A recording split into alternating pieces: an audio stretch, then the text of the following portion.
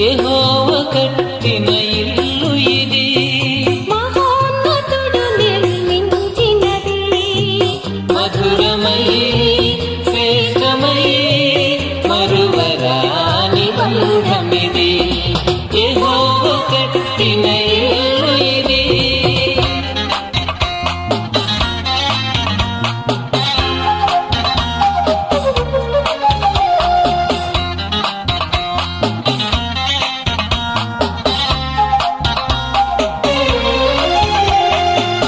ఒంటరి బ్రతుకులు మరవాలని, జంటగా సతతం నిలవాలని, ఒంటరి బ్రతుకులు మరవాలని, జంటగా సతతం నిలవాలని, ఒకటిగా చేతులు కలపాలని.